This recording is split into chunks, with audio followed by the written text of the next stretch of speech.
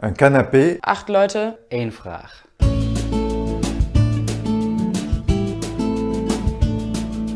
A House Parliament is a get-together of 4 to 8 people who discuss and answer a European question. Everybody can sign up as a host and invite his own friends to this discussion round. Pulse of Europe will provide all the material that is needed.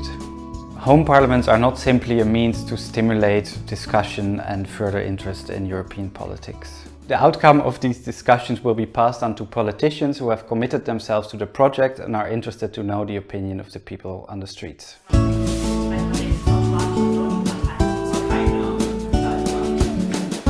Home parliaments are a method to enhance civic engagement in processes of political decision making. Pulse of Europe wants to use this method to establish a line of communication between people's living rooms and Brussels. With this project, Pulse of Europe wants to further the expansion and influence of a European civil society.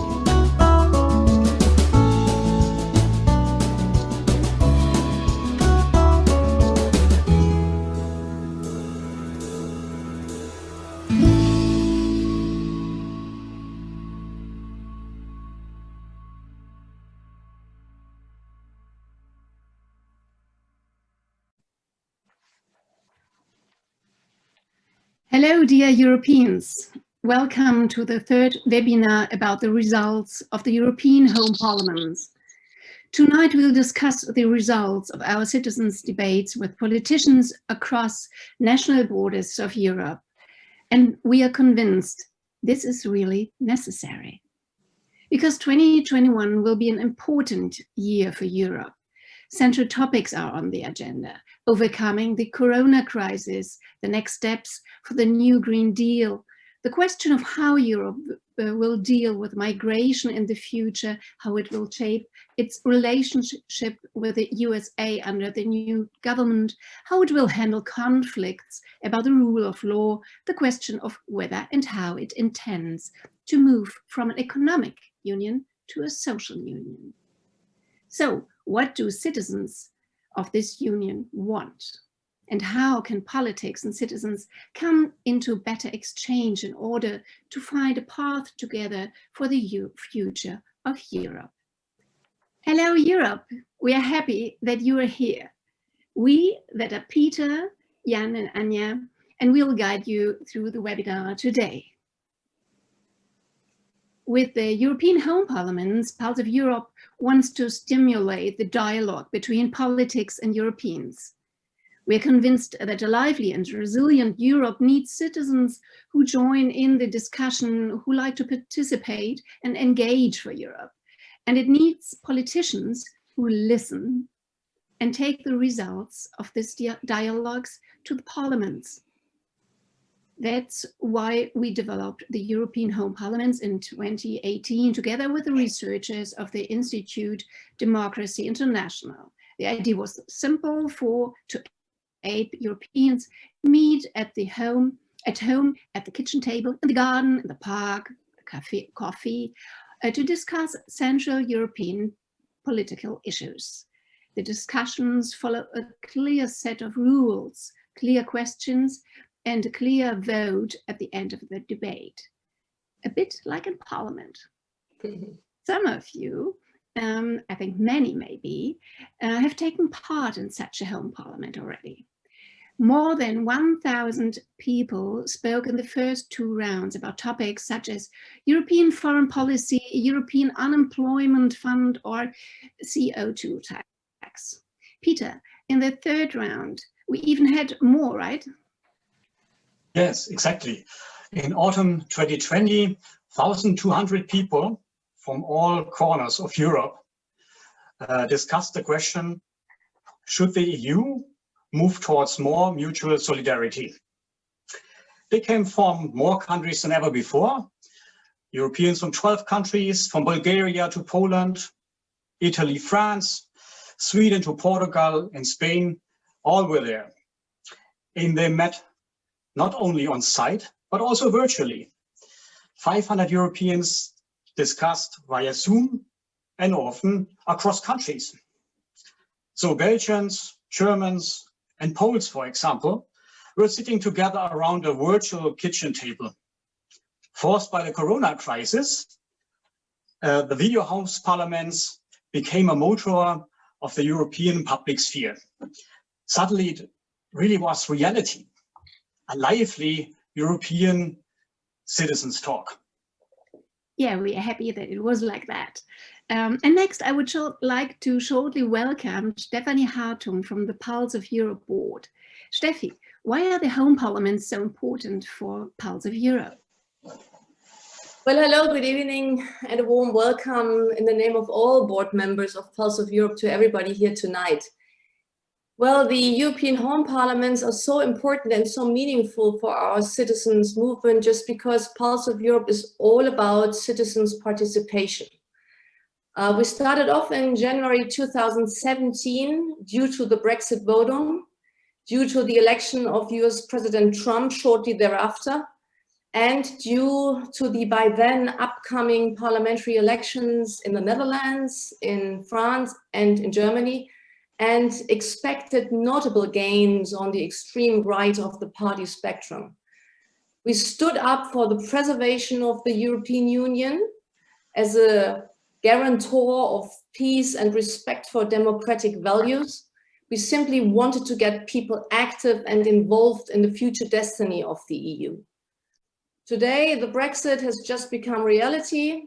President Trump may be history for now, but a lot of harm has been done in the past couple of years, not only to the US democracy, but also to a significant number of democratic systems right within the European Union. And so what does that mean? That it is more important today than ever to get engaged in preserving the achievements of the EU and to make it resilient for the future. And how else might we cope with global challenges such as the Corona crisis or the fight against climate control or social inequality? We at Pulse of Europe strongly believe that all European citizens, as a matter of course, must take part in Brussels' day-to-day political events, and that the citizens' opinion regularly needs to find its way into the political opinion forming processes. Long before the European Commission announced that there should be a European-wide conference on the future of Europe, Pulse of Europe had started in 2018 to connect via exactly the European home parliaments, European citizens and political decision makers from Brussels, and to arrange for a direct dialogue on substantial European topics. And as we are now all very excited to enter into the very dialogue of this evening on the future of European solidarity, let me finish off by saying thanks to all of you who care about the European Union and take an active part in developing its future. We trust that we'll see you participating also in future rounds of the European home parliaments, and so support this project to become an indispensable element, not only in the upcoming conference on the future of Europe, but hopefully in Brussels' political daily routines. And as we used to say here, let's be the pulse of Europe. Have an interesting evening. Thanks, and back to Anja and Peter. Thank you, Steffi. Yes, indeed. Not only the citizens' participation was tremendous, but also the answers from politicians. Commission President Ursula von der Leyen supports the European home parliaments. 30 European politicians participate. This shows how important the project has already become for democracy in Europe. Right, Peter? Yes, and in fact, the cooperation with politicians is the second highlight of our project. The results of the citizens' discussions do not fizzle out in an empty space, but are taken directly into politics. Politicians take a stand and answer the citizens' questions directly. 20 politicians from the European Parliament and the German Bundestag will comment on the citizens' view and wishes via video in the coming weeks. You will find their statements from mid-February on our website, HomeParliaments.eu. Yes, and fortunately, 10 politicians are already or will join us. We're already here, or will join us for direct discussions in our webinar. They come from 4 countries and belong to 5 parties in the European Parliament. From the Progressive Alliance of Social Democrats, S&D, to the Liberals of Renew Europe, the Conservative, EDP, and the United European Left to the Greens. More than 60 citizens from different countries are joining us today. We look forward to your questions for our politicians. Thank you for being here. The Liberals from the Renew Europe group are with us today. With 97 seats and members from 22 countries, they are the 3rd strongest party in the EP. Renew Europe brings together liberal and centrist parties, in particular the members of the European Party Alliance of Liberals and Democrats of Europe, ALDE, the European Democratic Party, EDP, the French Electoral Alliance, Renaissance, to which belongs, among others, French President Macron's party, La République En Marche. I would like to welcome Fabienne Keller from France and Nicola Beer from Germany. Welcome. Hello, everybody. Hello. Nicola Beer comes from Wiesbaden, studied law in Frankfurt, has a degree in banking, and is a self-employed lawyer. She's a member of the German Liberals, FDP, since 1991, and a member of the Federal Executive Committee of the FDP since 2007. She was Minister of Education and has a Secretary General of the FDP, and since 2019, she is, among others, deputy in the Federal Board of a party. Europe has always been an important issue for Nicola Beer.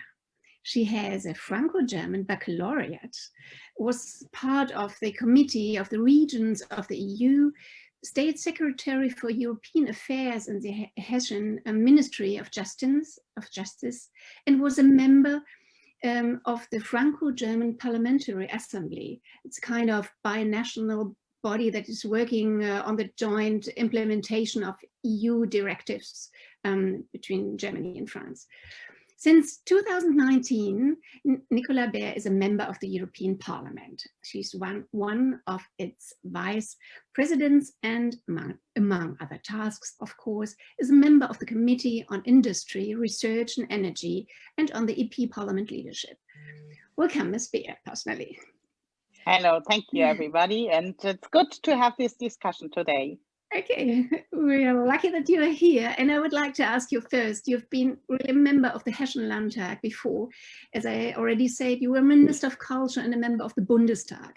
So for 4 years, you represented German interests. But now, as a member of the EP, you have to switch. You now have to keep an eye on the pan-European interests. Sometimes that should be difficult. And if so, when? I think the common line is really to be in this duty of the interest of citizens. So I never saw myself as a representative of the interest of an institution, neither on the local level or now on the European, but it's really in the interest of citizens. And it's, for me, it's really an honor, and it makes me happy now to have a broader scope to have citizens from all over Europe. And of course, you're right, this is not always easy. You have often, as we come from different cultural and economic backgrounds, we speak different languages, and often a transfer language, as English often is, also makes losing the emotions or the details behind. So you have really to explain. And this means also to hear that first. So a bottom-up initiative as part of Europe for me is really important. I think Fabienne sees it in the same way, because we can hear and then also discuss really nearby with Europeans from all the member states. And so we try to explain also the view of others. And we are helped by the different colleagues from the different member states in our own group.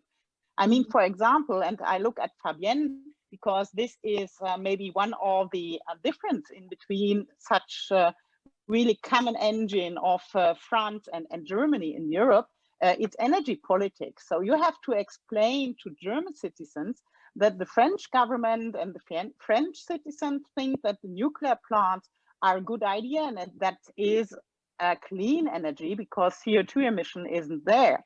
So as from the other side, I have to explain to my French friends that, okay, for Germans, this is not acceptable, but this means that we have to need other bridging technologies, for example, as gas, then to go to hydrogen, so that we can have renewables on this side, because we do not accept power plants of nuclear power plants. And so, I mean, this makes it often maybe a little bit longer to discuss, but then we have to find the compromise, not only within one group, but really in the parliament and together with Commission and the Council.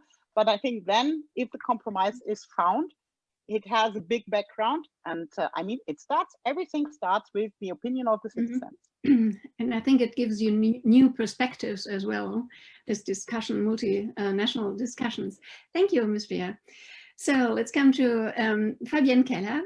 She comes from France, studied economics and worked in ministries and banks. In 1991, she joined the Union pour la démocratie française, UDF.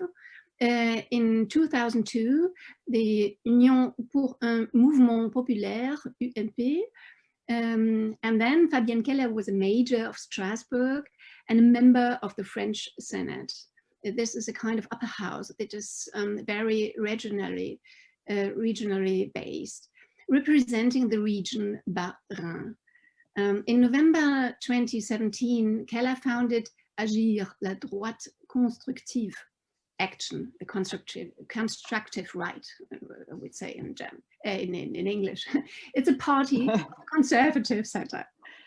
She is an engaged European as well, and was elected for the EP in 2019 as a candidate of the Renaissance list formed by French President Macron's party La République En Marche, Agir and other centrist parties.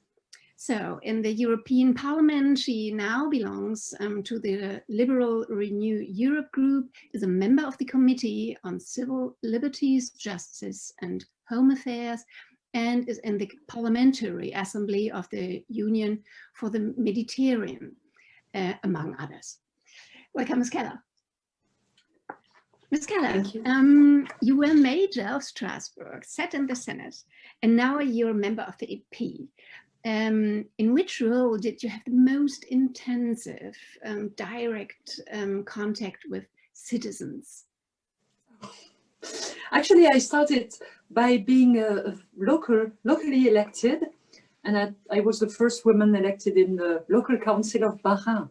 So that was a big fight, and I'm so happy because we had a law getting into force in 2015, very recently, where they put two Kreis together, and you had to present one man and one woman.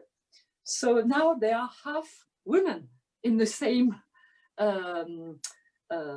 Conseil départemental, it's the name. So I was so happy, I invited everybody for a dinner, all the girls. There were 22 girls. I was alone. I was like, an error in the photography when I was first elected. But I was elected over part of Strasbourg and later from the city of Strasbourg. So I spent a lot of time discussing with the people from my city. And I would say that all the mandates are very interesting. And more so, I am grateful to have these various experiences, because one of the issues in politics is to make the different levels respect each other and work together, knowing a little bit how it works and what the main issues are and how it's organized. I must say that as a mayor of Strasbourg, I had the incredible chance to welcome the new member states, the 10 and the Romania and Bulgaria a few years later. That was just the European dream, just after the end of the Berlin Mauer. It was just only positive. And so I was very disappointed when I saw our British friends choosing to leave Europe. Actually, I spent the night of the referendum in London, and that was terrible for me. So it's a great pleasure to work with Nicola and our group for Europe. I must say that it's a new way to build projects, because you're more used to that in Germany, but in France we have politics, boom, boom. You are on the right side, you are always in favor, you are in the opposition, you are always against. We are not so used to a coalition, and it's very interesting to build the majorities in the European Parliament. And as the Renew group, we are at the center of the coalition who is leading the Parliament. That is EPP, us, Renew, S&D, and Greens. Not always everybody from each group, but a large majority. And then when we agree, there's 4 groups, then we can step forward and build compromises that are going to be accepted by the large majority of the Parliament. So it's a very interesting way to work. And as Nicola said, it's very interesting to understand how, for example, our Hungarian friends, what's the situation in Hungary, what's the situation in Greece, or in, because actually one of our elected on our list, Chrysoula, is of Greek origins, but she's French now. How they live with this corona crisis, or how the Swedish or the Spanish would live this. It's marvelous to be in this bubble tower where we all speak our languages and we understand each other. And but we have sometimes different positions. Nicola, I am not so much in favor of nuclear power. We have the discussion in France as well. This is probably due to the fact that I'm in Alsace, near Germany and near Switzerland, where the discussion is going on. Okay. And what's very interesting in Europe is the different views and the different ways to manage different issues.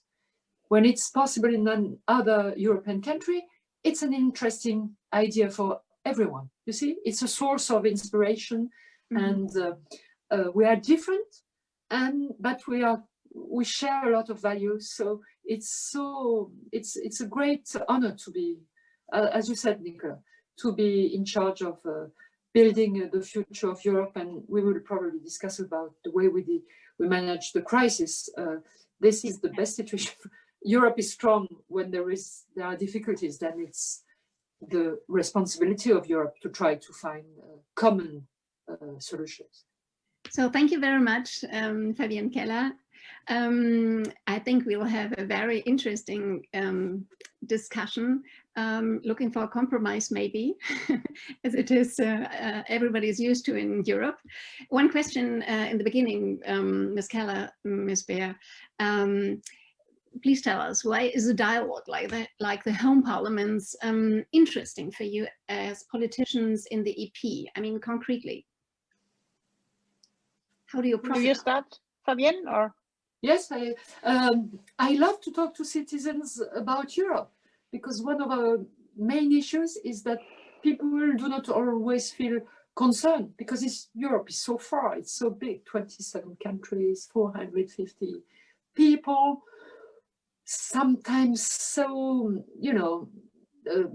techno we say in France, technocratic decisions, way of deciding, very complicated. For the recovery plan, we decided one time in May, then again in July, then again in December. Democracy implies a lot of discussion, so many citizens are not so much interested with Europe. So I'm so glad to discuss with people who are invested and took the time to discuss among themselves, and now to come and hear us and ask us questions. It's always a great pleasure, because the link with the reality is very important. We make plans, we think about rules, but to see them in application, it's very important. And I must say that I spent quite a long time in my area in Alsace to discuss about Europe, but it's so nice to discuss with other Europeans. So I'm happy to be here tonight. How is it for you, Ms. Beer? For me, it's two things, I think mainly. First is inspiration, really to take it up from the bottom ground of also new ideas, perspective, proposals. And the other is also motivation. For example, for European electoral law. So this is one of the ideas we want, you already mentioned it, I think, to implement in the discussions of the conference of the future of Europe, so that we can get up really with one European electoral law, and we will see if it's if we have the impact to use the power of the citizens in this discussion to make the government of the member state change and agreeing on a European solution. To have, for example, European referendums. I would like to have a European constitution and not only a treaty. And this all are ideas which have a big power, I think, in the citizenship of Europe. Okay, thank you, Ms. Beer. So let's start the discussion.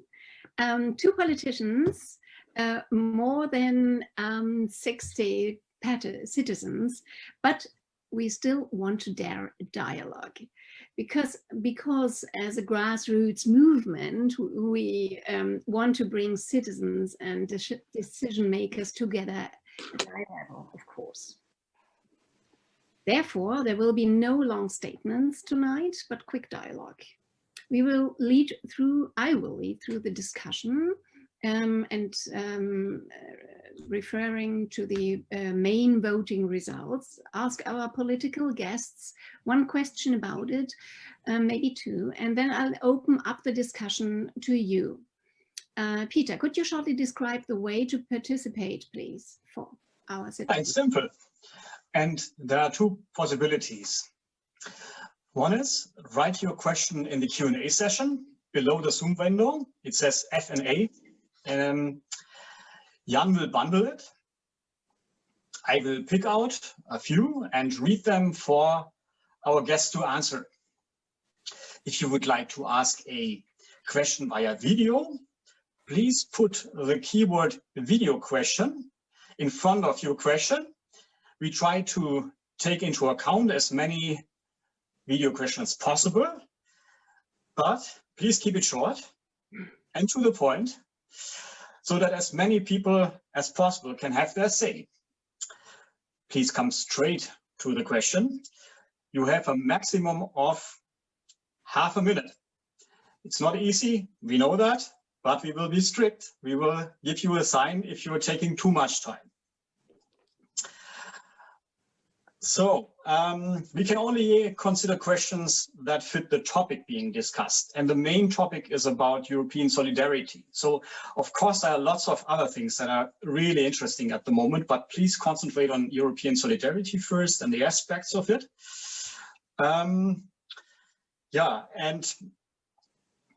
We will organize many more discussions around other topics where you will have the opportunity to exchange views on these issues. Yeah, so but first of all, it's about solidarity, the different aspects. Come straight to the point and we will have a nice discussion. So let's try it together and see if it works. One hint, this webinar is in English because this is the only language nearly everyone in Europe speaks. For most of it, it's not the mother tongue. So please do not hesitate to ask, also via video. Ready? So, the central theme of the third round of Home Parliaments was solidarity in Europe. How can we bring more European solidarity on the way? What can it look like in concrete terms? What is realistic? Where are its limits? The Home Parliaments discussed this question under three aspects: economic support in a crisis, European social policy, and climate policy. We want to discuss the results of the Home Parliament debates with you today. Let's start with question first. the aspect, it was about economic support in a crisis. EU member states, you know, it have been affected in different ways by crisis, as the 2007 financial crisis and now the corona pandemic. And they have varying degrees of ability to find a way out of the crisis on their own. We therefore wanted to know from the home parliaments, should wealthy EU member states provide more economic support to member states that are particularly hard hit by crisis? The answer of the home parliaments was a clear yes. On a scale from 0 to 10, strongly agree, home parliaments voted on average a 7.4. They expect more European cohesion and trust from economic support in a crisis, and they are convinced that from this everyone benefits from some financial support, because Europe remains economically efficient. But one thing was striking. Many members of home parliaments would like to see conditions attached to economic support, for example, on specific measures for regional industrial promotion. So, dear citizens, call for action, for questions. If you have questions, please note them in the Q&A session now. Let's come to the first question to our guests. Ms. Beer, in your view, does it make sense to link this support to concrete measures? And what possibilities do you see for this in political practice? Yes, I mean, at the end, it's all about jobs and the places where we can find them in the enterprises, in the small and medium enterprises, also in the big, but European economy is really characteristic by the small and medium enterprises. And of course, then we need, for employees and employers, we need support, especially in a crisis. But in my opinion, we need it in a future-proof way. So we have not to prolong old things which are not future-proof, but we have to invest in our common future. So, for example, the package European Union passed is named Next Generation EU. And we have really, with conditions for structural reforms, for getting in a better future, we have to guarantee that this Next Generation EU has a profit on all those money which we give to the member states, and not only the duty to pay back all this debt. And I think this is now a really important point when the member states have to present their recovery and resilience plans for their economies, so that there is not only consume, yes, we will need short-time consume money, but that there is really a structural reform so that we have a better framework for everybody, employee and employers, to get in a common better future. Mm-hmm.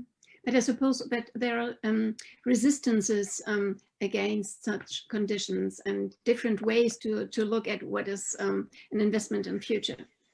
Yes, but we have a common instrument. It are the advices and proposals for European semester, which are well known, but which were not implemented for the moment. And I think it's really important also to fight populism throughout the member states, that we stick to those rules.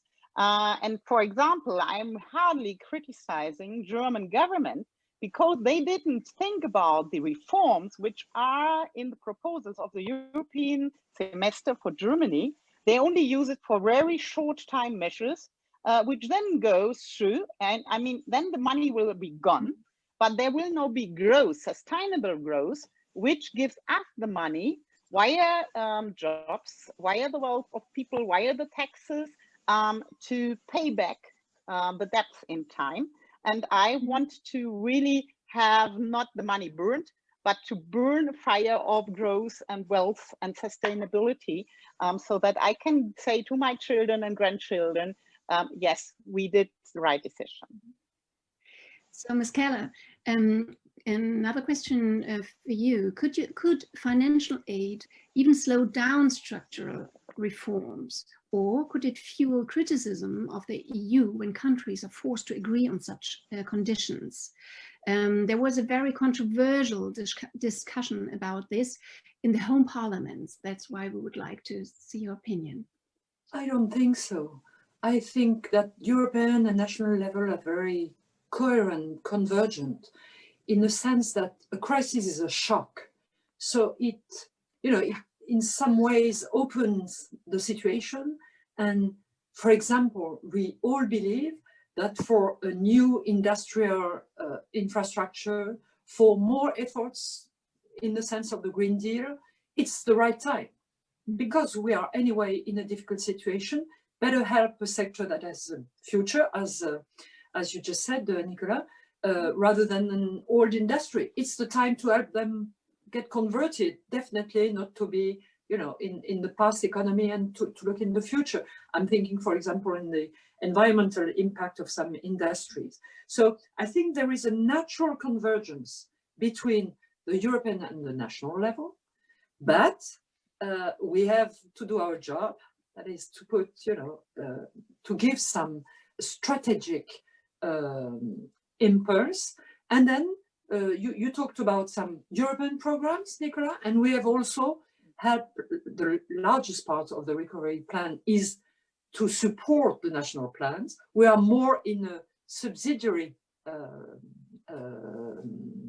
item where we are going to look at the national recovery plans to see if they are really aimed to the future and not to short-term help. And we build specific short-term tools, such as the program SURE, helping actually 17 countries. Germany and France do not use this program. It's intended for countries where they have very low social supports, very low unemployment payment schemes. So to help them, not to have people, drawing in poverty and in such big difficulties that they would never recover, not to let them alone. Actually, it's loans and not fresh money, but it helps those countries, and 17 of them ask for the money. And I saw recently, Nicola, I don't know if you saw that, almost 100 million are asked for. I think they are at 91. So there are different tools, but most of the recovery plan is aimed as helping all our economies not to stay in the difficulties, but quickly to rebound, but to take advantage of the bad situation. We always have to look at the positive points, to rebuild more sovereignty in our industry. And I must say that we look at the German network of small and medium-sized enterprises as a goal for France also and for other countries, as a resilient structural industrial organization that we have to tend for. So in the French recovery plan, there are quite a large number of support for medium-sized industry. So we take advantage of the situation of the crisis to try to reinforce them and give them more power. But they first have to resist, of course, to the difficult economic situation they face. Thank you. I would like to open up the discussion to the audience. Peter, are there questions from the European citizens? Yes, and actually we already have the first video question. So maybe we can bring in Sylvia Gutzler.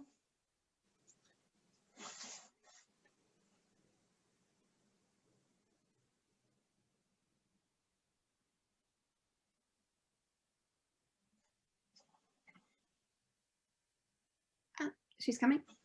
Yeah. Good evening. Now my microphone is open as well. Yeah, very, very happy to see you in this discussion. And I have one question. I understand you are both very committed Europeans from what you've talked about so far, but you're also liberals. And as liberals, you rather don't favor political interference into free market economy usually. But now we talk about European solidarity, and this really means shifting money from one country to another. And so what's your liberal standpoint? Is it that there are certain criteria which justify this kind of interference? And what can these criteria, can these situations be? Is it, for example, now the COVID pandemic, which hits everybody without own mistakes, own faults, which you would say this is really where free market economy can't heal. So we have to help. Who is starting? Okay. No, I think this is not contradictory. I already mentioned the European semester, which is an overlook of what kind of reforms are proposed to the different member states. And this is all in the aim of having a better ground for economic and social capability. So I think it's important to see that we have really the future in our mind, so that we invest in common, in cohesion, for example. This is not new. So the transfer of money in between the member states is not new. We have a lot of cohesion funds on different topics, from social up to agriculture and also economic. But here we especially focus on the transition, the digital transition, the green transition, and hoping by getting more leadership also on the global stage to get more sustainable jobs, future-proof jobs. And this is the idea behind the recovery plans, that this will earn the money. We can pay back the debts we take now on the first time on the European level, because this should not be a prolonged situation, but this should really be an extraordinary situation. So for me, it's important also for next generations that we pay back this money and do not have such debts supplementary on the top. And so I think it's also a question of how we can facilitate for our enterprises as employers to have more employees in good jobs, good paid jobs and future-proof jobs, and that we can have a competition with the other regions of the whole globus to be able that those people have their own income and not only social aid. So thank you very much for the statement from you and Ms. Beer. So I would ask Fabienne Keller for a short, quick response to Sylvia's question. Nicola is a real liberal. I am not. I am a centrist. So my answer will be more mitigated. First of all, I don't see Europe at all as some a body, distributing money among member states. This is not the main objective. For example, the internal market with a common money, Europe, is creating a huge wealth we all share, because this means stability. I am old enough to have known the situation before the euro. Remember when the Italian lira would lose value, and suddenly all the shoes from Italy were very cheap, but the industry was destabilized by these movements of money among member states. And you remember it's an old former liberal, very prestigious person, Valéry Giscard d'Estaing, who with other persons in Europe thought about this serpent, this snake in Europe to stabilize money, and that ended up with the euro. This is marvelous. This is more than budgetary money in terms of creating a large market that helps all the industries that are various in Europe to develop in their internal market. Concerning countries as large as Germany or France, we have regions or sectors in difficulties, others that are very good, so who work with SMEs in other countries. I am in Alsace, where we have people working in Germany, German firms with companies on the French side they work with the Swiss also that are there.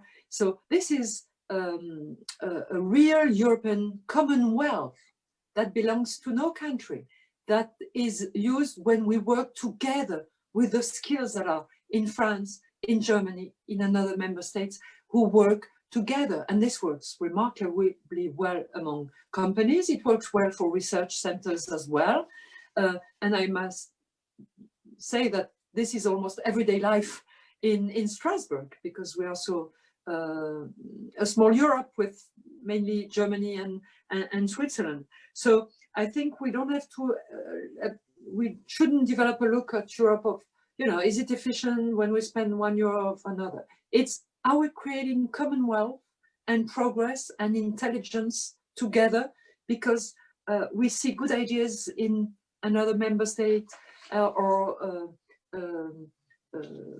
a knowledge, a competence who can be useful, that can be useful for a lot of other actors in Europe.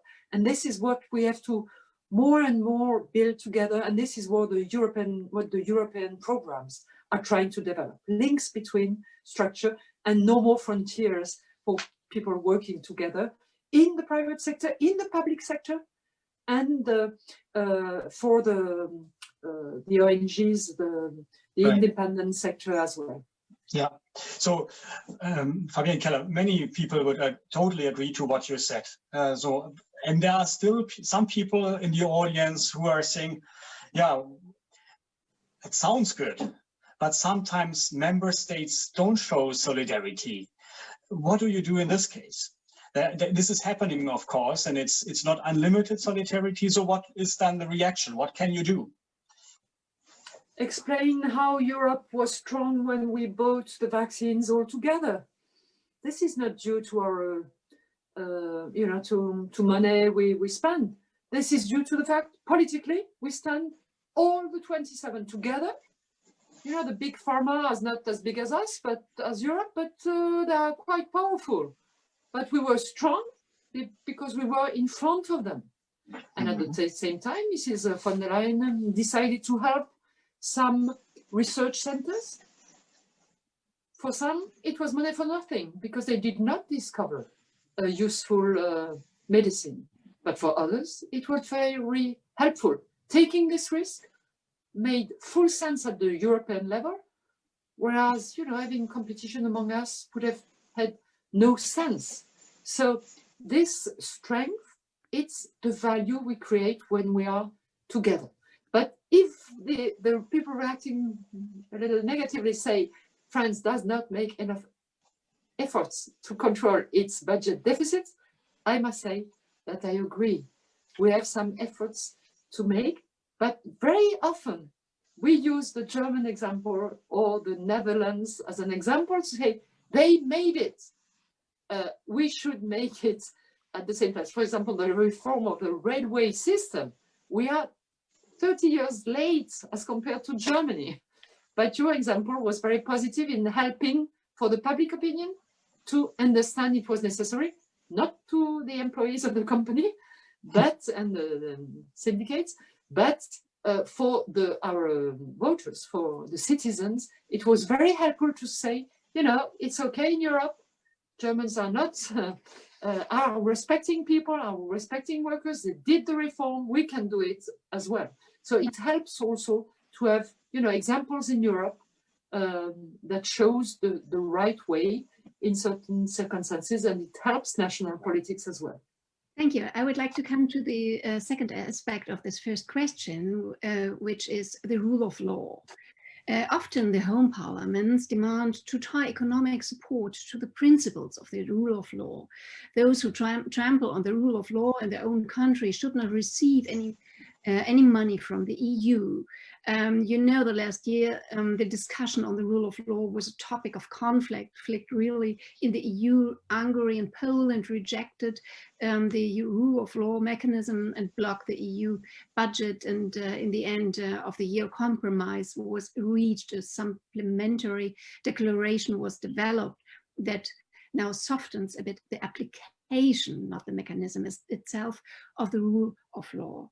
To this under questions, call for questions to you, dear citizens. If you have some questions to this point, please note them in the Q&A section. First, Ms. Keller, you are a member of the Committee of the Civil Liberties, Justice and Home Affairs, and you've spoken in November in the EP on the situation of fundamental rights in the EU, as I have read. In your opinion, how far should and must the EU go to enforce the rule of law, even if member states like Hungary or Poland threaten to leave? And how is this difficult in France? It's a difficult subject, because when they joined Europe in 2004, those two countries were ready to finish the improvement of their institutional organization to guarantee independence of justice, liberty of press, and this is not anymore the case. In Hungary, most of the medias, almost all of them, are controlled by the government. Mm-hmm. The independence of justice is not anymore ensured in Poland, as you may have seen. A lot of judges have been fired, and the Constitutional Supreme Court of Poland, the president has been dismissed and is not anymore protecting all the justice structure. This is a problem. And we have not many tools for that, against that. One is the Article 7 of the treaties. We have activated, actually our predecessors, Nicola, have activated it 3 years ago. It gives discussions between the Commission and Hungarian and Poland, people from the Polish government. No effect, no change. So when we had the idea of the recovery plan, we in the Parliament thought more about 2,000 billion euro. It ended up at 750, but this is about negotiation. It was a huge amount of money. Are we going to give this to a country who is not respecting the fundamentals of Europe? But we don't want to give bad signs to the people of those two countries. They are Europeans. In the main cities, they voted for the oppositions, both in Poland and Hungary. There are democratic reactions. You may have seen that abortion has been quite totally abolished in Poland. There are demonstrations in the streets. So we don't want to penalize or to shame, to create difficulties for the people or the cities and regions, the local governments, or the enterprises who are supposed to benefit from the European program. So we discussed a long time about this conditionality, which is functioning so. The final beneficiary will take advantage of the recovery plan, but not anymore the national governments. This is the trick. And of course, Mr. Orban was not very happy about this, so he made a posture during the negotiation. He said he would block everything. And at the end of the road, the council wrote a side letter. It's a strange legal object. It's the first time in European decisions, because budgets and recovery plan are discussed, have to be voted in the same turn by the Parliament and the Council, which is not the case of this letter. So it's a last thing given to the Hungarian and Polish governments, so they would accept the deal and this conditionality, but it's putting a lot of pressure on them, and they are benefiting a lot of European money. So it was the right time to show them that there are conditions. They are member of Europe, but they must be full member. That means to respect the fundamental principle of the rule of law and the human rights. What do you think? I'm sorry, I was a little long. It's a bit technical. A bit shorter, maybe. Thank you a bit, of course. Ms. Beer, what do you think about it? I think it's important that we have, for the first time in European politics and European history, a connection from the money, the budget on the European level, and the rule of law. And I mean, we would normally have like to have a more ambitious mechanism as we have for the moment. So we wanted to have a wider scope on where the mechanism can take in conscience, but this would need a changement of the treaties. This is for further discussion in the Conference of the Future of Europe. But now it's a pressure really of the Parliament, who had also the power to negotiate this rule of law mechanism, because we negotiated through against the first opinion of the Council, and also a Commission which was, yes, convinced, but not really ambitious. So this was really the power of the Parliament, so the representatives of the citizens. Now we are the force also who is wants to have the scrutinizing from the first moment. And then we will wait for the judgment of the European Court. I'm quite optimistic that the European Court will make a tick on the mechanism as it is designed, and then we can go further as Fabienne already designed it. I think one important point, and this is also a bridge to the all the people in all the member states, also in Hungary, the Hungarian citizens and the Polish citizens, is that both sides have access to the European Court on this question.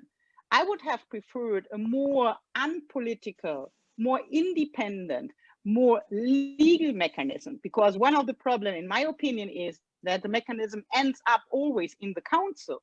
And so it's really political at this end, but we implemented the European Court of Justice so that every side, when there are two sides, can plead for its case and have a mostly independent judgment from the court. Yeah, but it will take some time, huh, won't it? Yes, but it's the first time. I mean, it's for the first time, it's the first step, it's an opportunity. And if we want to improve, then we have to go for a changement of treaties via the Conference of the Future of Europe.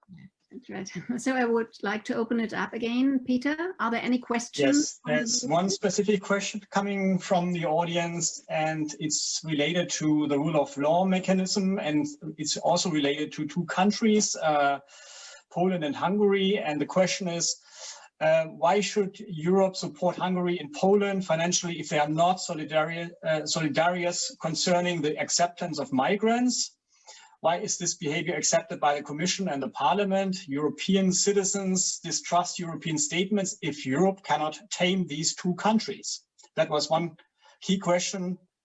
So, Nicola Beer, could you reflect on that? One of the points was already mentioned. I mean, we are not only speaking about governments, so Polish and Hungarian governments not deciding as we think they should decide on the base of our common values, but also on societies. And such societies is not only mainstream. So we foresee a mechanism that then in such situation, when there is a scrutinizing and a dispute on whether they are in the rule of law or not, that then money is going to organizations on the ground so that the citizens can have the profit of the money, but not via the government. And the second part on this question is that there is a work also on the migration topic. You cannot directly fix the migration question to the budget rule of law mechanism, because this is not covered by the treaties for the moment, but there was a compromise presented that all countries can decide in which kind they support also the migration system. So, for example, if countries do not want to take as so much people so much migrants, they can pay or give also the citizens, for example, to the border control. They can pay to other countries to a fund, which then support other countries taking migrants. So, I mean, there we have really to find a compromise.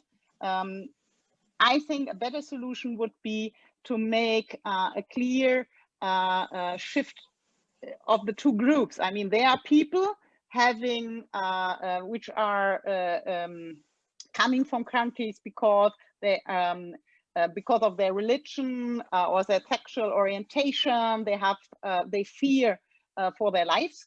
And others who comes because they think, okay, there is maybe a better situation for my family, for jobs and forthcoming. So, and I think we have to treat those two groups differently, and it would be easier for also problematic countries than if they can decide whether they invite people who only want a better forthcoming. But I think we all together have to have the solidarity to take those migrants who are persecuted in their home countries and come for seeking asylum and are here for humanitarian reasons. Thank you very much. Ms. Keller, Ms. Beer, let's take stock. Should the EU provide economic support to member states particularly affected by crisis on a scale from 0 to 10? How would you vote, Ms. Beer?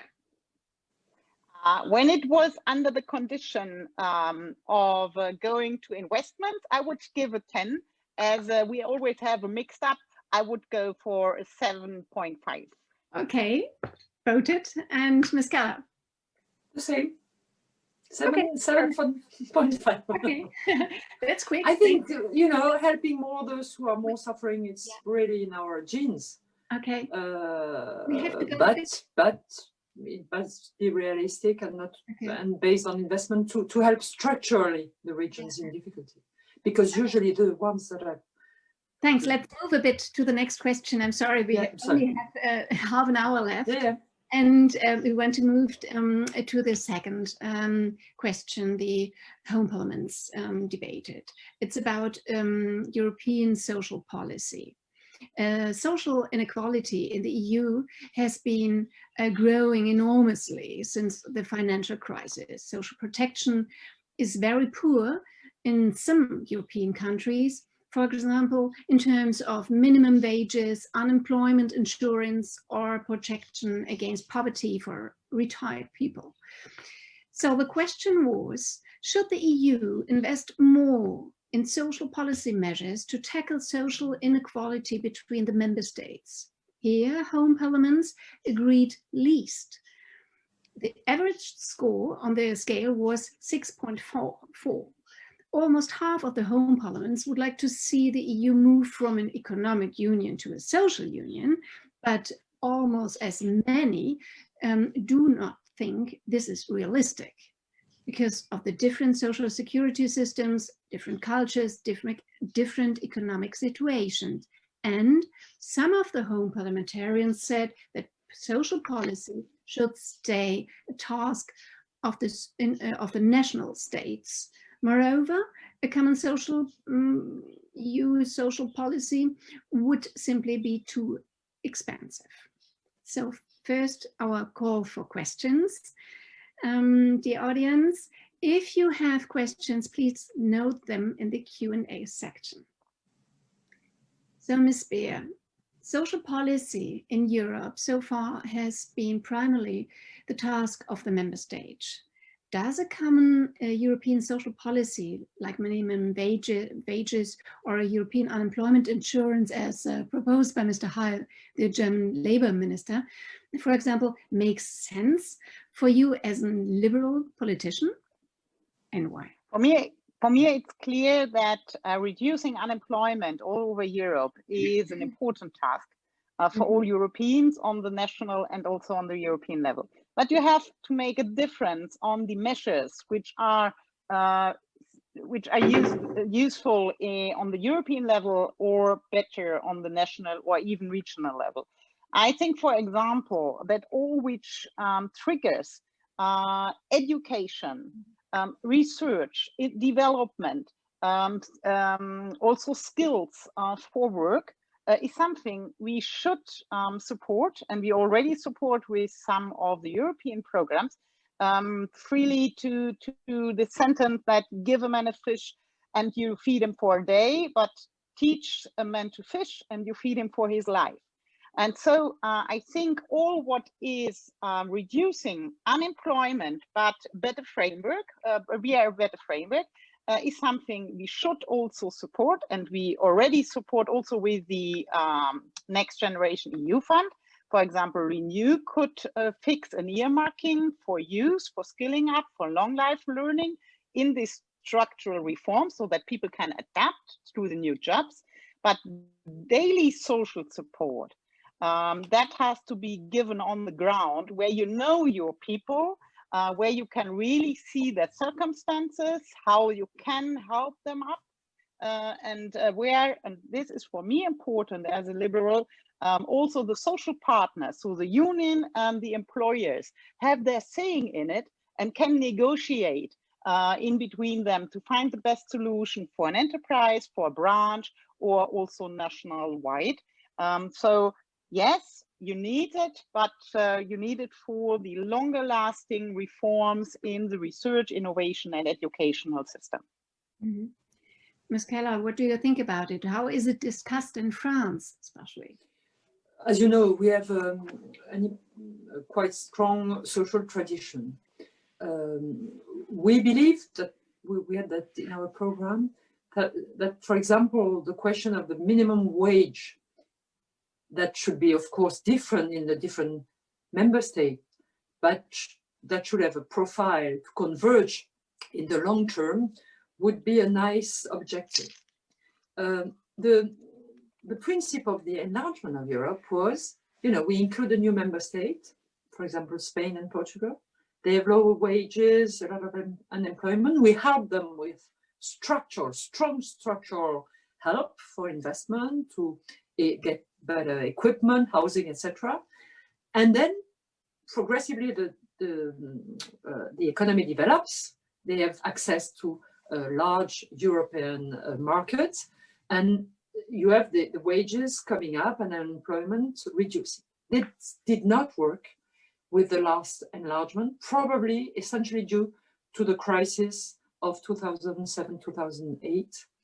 But we really have to help those new member states. They are not very new, but from 17, 18 years now, a member state, to increase their wages, increase their economic wealth, because they are suffering. Our colleagues from Romania talk with us a lot about it, from the brain drain. That means a lot of workers from their countries are leaving to find better wages elsewhere in Europe. And this means, for example, they have now hard time to spend the European money for their infrastructure, because they don't have anymore the engineers and all the, the skills that you talked about, Nicola, to implement the programs. So it's important to correct that quickly. And we are very much discussing about this in our group. The recovery plan will help, but we have to find the ways also with our colleagues from those member states to help them, because it's the interest of everybody. It's the interest of the German and French industry to be able to sell to wealthy countries, to wealthy member states. And this is the logic of the free movements of people, of capital and services and goods. It's the logic of Europe to have a kind of convergence. And when it's not natural for either a country or a region, we have to help specific helps. But solidarity is included, makes full sense for Europe. I described to you the SURE program for the countries not having any individual insurance system. In the very difficult situation we are living now, it's so important to give a European help immediately. This is a proof of love of Europe to the countries suffering more, as we do with, emergency security, the European emergency force. It's the same kind of help. Europe must be there. I've just heard that we have a video question, Peter. Right, maybe that's the right moment now to bring in Emily Kramer with a video question. So Emily, if you hear this, you will be, yeah, that's working. Thank you. Yeah, hello. So first of all, hello to everyone, and thanks for giving me the opportunity to ask you face to face here. because I have the question, how can it be controlled whether or not the financial means are actually spent for its purpose or not? Because the member states have to show where they use the money. I mean, and this is not new. We have a lot of funds, for example, on this aspect of the question, the European social funds. Their money goes more to those countries who have problems in those structures, and they have to report back. And this is controlled by the European Commission. I think it could be better controlled. Often it's very late and then money is already gone.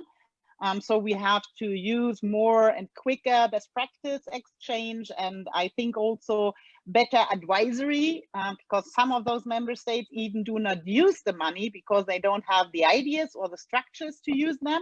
And it's a pity that it's especially in those countries who really needs or would need the money for actions on the ground. So there we can improve, that is right. But I think the idea is good. Me as a Minister of Education, I used those European social funds, for example, for skilling up people which are unemployed, and they found a way back to labor market and to their own wages and not only to social aid. Okay, thank you very much. So let's come to the summary, Ms. Keller, Ms. Beer.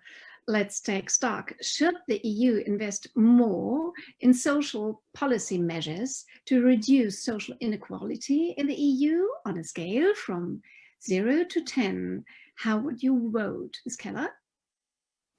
This time is 8.5 of 9. I think we should. Really. 5 or 9? No, 8.5. 8. Let's say 8. Okay, thank you. Ms. Beer. As I depend on the measures, so when it's education, so I would go for a 10. I would take a 5 because it's half-half, and I think the idea behind is more for the daily support than for really structural measures. So I would vote for a 5. Okay, I see. Thank you very much. Let's come to question 3. This is about climate policy. Global warming is increasing rapidly. The maximum target of 1.5% plus as fixed in the Paris Climate Agreement is hardly realistic. What should the EU do? Should the EU, in the interest of future generations, we asked, primarily focus on environmentally friendly innovation and jobs? The home parliaments were remarkably non-controversial in this point. On average, participants chose a value of 8.9. Citizens expect fast, decisive measure for more climate protection. Ecological change must come quickly and politics must act consistently so that the cost of the sustainable transformation for the earth and societies and the economies are kept as low as possible. 40% of the home parliamentarians want that the EU focus clearly on ecological innovations and jobs. However, 1/5 of all house parliaments would like to see a cautious change. Otherwise, they worry member states with CO2 intensive industry will be left behind. This time, as time is already very advanced, I would open the discussion right in the beginning up to the audience. Are there any questions, Peter? Yes, there is one question, and it's related to cooperation when it comes to climate protection. And the question is, or it's also a statement, and it says we should think more transnationally, European, especially in climate protection and the associated clean energy supply. In brackets, the dirty coal-fired power plants in Germany and Poland have a negative impact on all Europeans.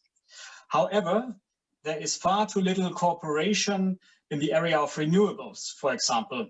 A common strategy at the European level is missing so far. What suggestions do you have for a united, cooperative, and thus strong approach? Yeah, it's definitely related to that question. So who wants to answer first? I really believe that in the field of energy, we have a large margin of progress. May I say that when the British, before the referendum, you know, they did an analysis of all the European policies, and they pointed that we don't have a unified policy for energy. It depends on historical relation for gas and oil supply, and our use of renewable energies are very different. So there is a large margin of progress. And I think by comparing our systems, not all renewables are possible in every place, but it gives good idea, it shows it's possible. And I must say, on the theme of energy, there is the question of saving energy, you know, not using it too much. The thing is not to produce always more, but to try to be, in French, it's sobre, you know, to use it when it's useful. So in environmental issue, I think the Parliament is really pushing a lot. We are a very green Parliament in the sense that there is a large consensus on the Green Deal, and we have to implement this in the different policies, in economics for the companies, in transport, in agriculture. This is a long way to go, but my feeling is we have a lot of support, and more so from the young people. And when I go back to my place in Strasbourg in Alsace, the young people are very, very much asking for results and long-term thoughts on these issues. It's not simple to organize the industry, our energy supply, but we are on the way with large European helps.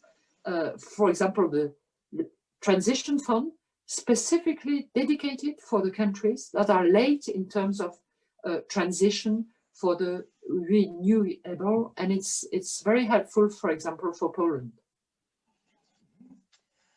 Good. I have another question from the audience, and I have one from Gerald Christian Heinkes. Can we get him in?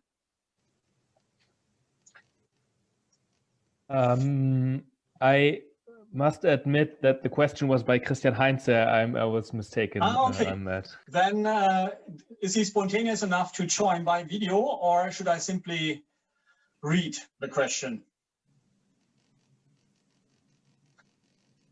All right. So I don't hear anything, so I'll read his question. Do you believe that car manufacturers will adapt on their own initiative, or is it not the time to set a framework for car manufacturers have to check to achieve a specific average CO2 emission for their fleet? Maybe as Fabienne already answered, I think that the most important is that we bundle our strengths in all the member states on the European level to invest in new technologies, not only for the branch of the cars and their manufacturers, but all over all branches. So new technologies, new energy forms, and this is important also for the cars, are decisive. And this under there are 3 points are really important. The first is that we are technology open. So I see more too often political driven, and this is then nearby to ideological driven decisions, which is a good technology, but often this hinders in research and development, really a breaking through new technology, which is then cleaner, which is more sustainable, which is future-proof. The second part is, and this is important also for the question with the cars, that we use market-driven instruments. For example, the trade on certificates on CO2 emissions shows where this trade is implemented, as in the energy branch, for example, it fully fits to the goals we set up. So we need it also for cars, we need it for the transport sector, we need it for all sectors to go by those instruments, because then it's clear, if you not fit in, you will pay more as a manufacturer. you will pay more as a consumer, so you do not buy the product. So the market-driven aspect is important. And then third, which fits a little bit with the first question on this topic, is we do not only regard it pan-European. Pan-European is important because it's not only a question of a member state, but it's only not a question only of a continent. So we have really to see on the global level how we can, by investment of European money, European knowledge, get the quickest, more impact on climate protection, on environmental protection. This is also foreseen under the Article 6 of the Paris Agreement. And I think that we Europeans should help in other states, third states on the continent with our money, because often there is then a better impact per euro on the climate. And for the climate, it doesn't matter it is if there is the improvement in Africa, Southern America, or in Germany. Okay. Thank you very much. Let's come to take a stock, Ms. Keller, Ms. Beer. Should the EU primarily promote sustainable innovation and jobs on a scale from 0 to 10, how would you vote? 10. I vote for an 8 if this is really by innovation. Okay. I would vote for 10 because I think Europe can drive the world in that issue. Mm-hmm. It's a absolutely major issue. If the increase of temperature is as high as planned, it's going to be terrible for large parts of the world. And we are the rich part of the world. We can drive this. We can develop, as Nicola said, the technology, innovate, and show the way to the world, and being, driven by this objective. We can do it, and we can build economic development on that a new way. Being a role model. Okay, thank you very much. Conclusion for the home parliaments was 97% of the home parliamentarians agreed, not very surprising, they want more solidarity in Europe. So, in your opinion, Ms. Beer, Ms. Keller, is Europe ready to make the leap from an economic community to a true social community? And what is your next concrete step toward this? Ms. Beer? I think it's important to have a look back for the future vision of Europe. The look back is, for me, that we all have a common base on our principles and our values. And that for these reasons, we have to develop further in harmonization. So there, solidarity is an important point, but it's not 100%. For me, it's really bundling our forces to build up a better situation in every member state. This by reforms which help people to act on their own decision, creating their own way of life, and not something which is foreseen by a political body. Either it will be the European, the national, or the local one. And to reach this, I am really looking forward to work together with so much citizens that ever possible.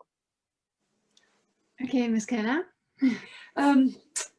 It's difficult because it depends when you put in the word solidarity. Solidarity in the sense, you help the others and you're trying to build together a future. This would be positive. And I think when we work together in Europe, we are stronger, we are richer. So, it's easier to be in solidarity behavior because we are growing together. But I agree with Nicola when she says each citizen has to build his part. It's part of the European project. So solidarity is for me a main value of Europe, but environment is another important one. Freedom of people, liberties are very important as well. But solidarity is one of the very important value we share. So I think this crisis showed a European will to implement solidarity when useful to people. And so this is the Europe I love, and that can bring more people in the European project. But maybe living solidarity is also building things together, as you proposed, Nicola. So thank you to all you members who are taking part of this project to give it more sense to it and to better take part of it, so they can also take their part at their more local level, maybe. Anyway, thank you so much for the invitation. Thank you very much. It's time for our closing session. And let's talk finally just some seconds about the future of politics and civil participation, because new participation formats for citizens are emerging everywhere in Europe. In Ireland, in France, mid-January, the Citizens' Council in Germany has started. And the EU is planning a conference of the future of Europe with the European Parliament, the Council and the Commission. We have if I heard a video question for this, right, Peter? Yes, that's correct.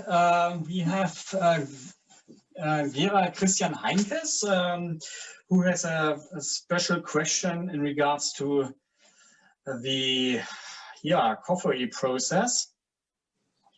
And I think he's already there. Oh yeah, here he is.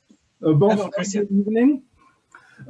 My question is regarding the conference on the future of Europe. We have seen since 1 year that the Council does not have very much appetite to start the conference of the future of Europe immediately. And I think it's not only the question about the presidency.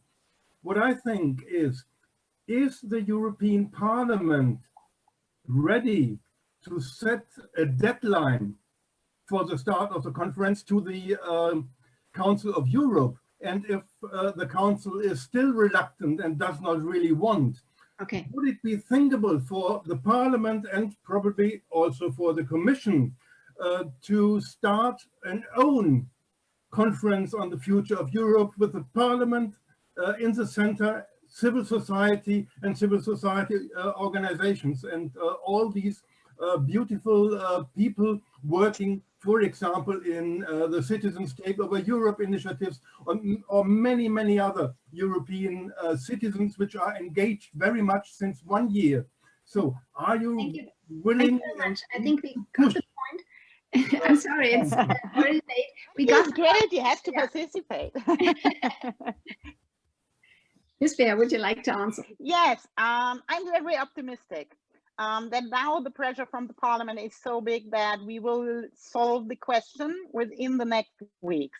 I'm not speaking about the next months, but really speaking about the next weeks, because I know that it is on the plan of the Council, and I know that Charles Michel really put his impact on that question, so that we can start quite nearby. For me, it was a big disappointment that German presidency didn't put this topic on the agenda. It was never on the agenda for Chancellor Merkel. And this was really a disappointment, because such a big member state should have been able to solve the problem. But if we now will not start very quickly, so we as a Renew Group already are working on a platform so that we start the process with citizens. We as a Parliament, even together with the Commission, we cannot on our own start the conference, because for all the changements we want within the treaties and also in the treaties, so if we have to change the treaties and not everything will go in the current treaties, we need the government in the 27 member states to agree on. So for really structural reforms, it's not possible without the Council, but to debate, to discuss, to hear the ideas of citizens, that we can do on our own. So Renew Group is preparing a platform for those discussions. Every of our members in the Parliament will be a sort of ambassador taking in the opinions of the citizens of their member states and constituencies. And I think this is an important discussion to start with the process, even if the Council is not on board for the moment. Thank you. Ms. Keller, will this this initiative from the Renew Group be all across Europe? It will invite citizens. Renew Group is European, so it's in our structure. But I totally support what Nicola just said. It's important for us, and I must say more so because of the crisis. It's important to get a projection about what do we want to do in Europe now, given this exceptional experience that was difficult, but that, you know, feels that we have some issues that are totally central, like sovereignty, European sovereignty in, you know, in the industry, in pharmaceutical production, in digital, in the digital sector. We would not have realized this as clearly before the crisis. So I think the crisis pushes us to define a more ambitious common strategy. Okay, thank you very much, Ms. Keller. Thank you. Yeah. Thank you very much, all Europeans that took part on this webinar. We are very happy and it was an exciting discussion.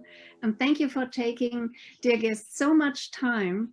It was a pleasure to have you as our guests. Yes, all the Europeans who have participated so lively in the debate today, thank you to you. Everybody can have a look at the chat room. There are discussions following our webinar, and that shows that really something is going on. Thank you. Thank you very much. It was really a great evening. Vielen Dank. Thank you so much. Zu den Deutschen.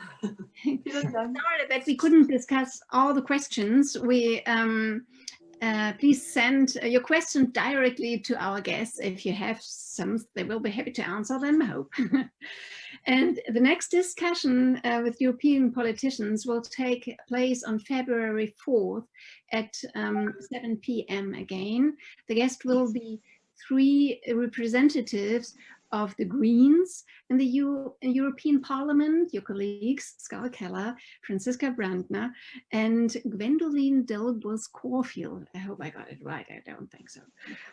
And don't forget, in spring 2021, the 4th round of European Home Parliaments will start.